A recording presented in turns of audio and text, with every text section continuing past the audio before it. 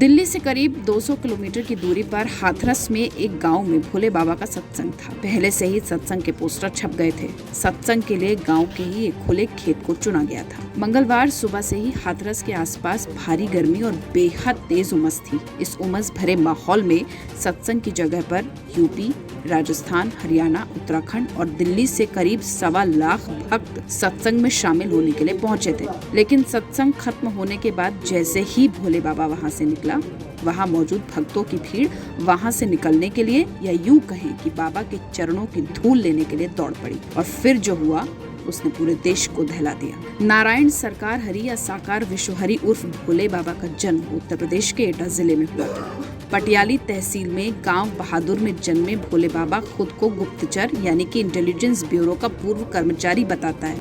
दावा है कि 26 साल पहले बाबा सरकारी नौकरी छोड़ धार्मिक प्रवचन करने लगा। भोले बाबा के पश्चिमी उत्तर प्रदेश सहित उत्तराखंड, हरियाणा, राजस्थान, दिल्ली समेत देश भर में लाखों अनुयायी।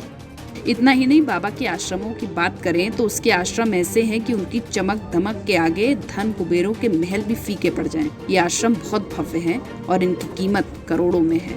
मैनपुरी की बिछुआ में बाबा का जो आश्रम है उसकी तस्वीरें आपको भी हैरान कर सकती हैं। मैनपुरी में भोले बाबा का आश्रम 5 स्टार होटल की तर्ज पर बना है। 3 से 4 साल पहले बाबा ने गिफ्ट में मिली 21 बीघा जमीन पर यह आश्रम बनवाया। इस आश्रम में भोले बाबा खुद 6 आलीशान कमरों में रहता है, जबकि 6 कमरे कमेटी के सदस्यों और सेवादारों के लिए बनाए गए हैं। यहाँ एक आलीशान कैफेटेरिया भी है।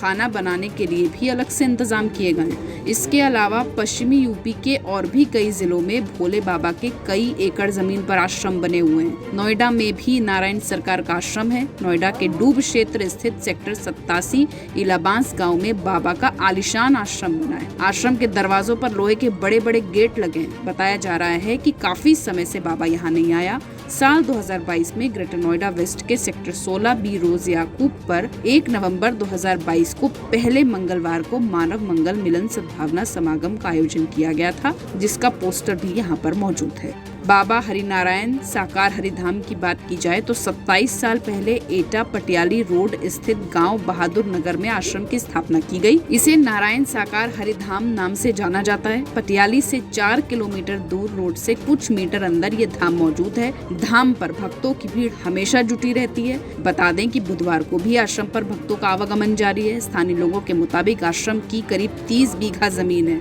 5 बीघा जमीन में भव्य आश्रम बना है। इस आश्रम को श्री नारायण साकार हरि चैरिटेबल ट्रस्ट को सौंप दिया गया है। हमारे इस वीडियो पर आपकी क्या राय है कमेंट सेक्शन में लिखकर जरूर बताएं।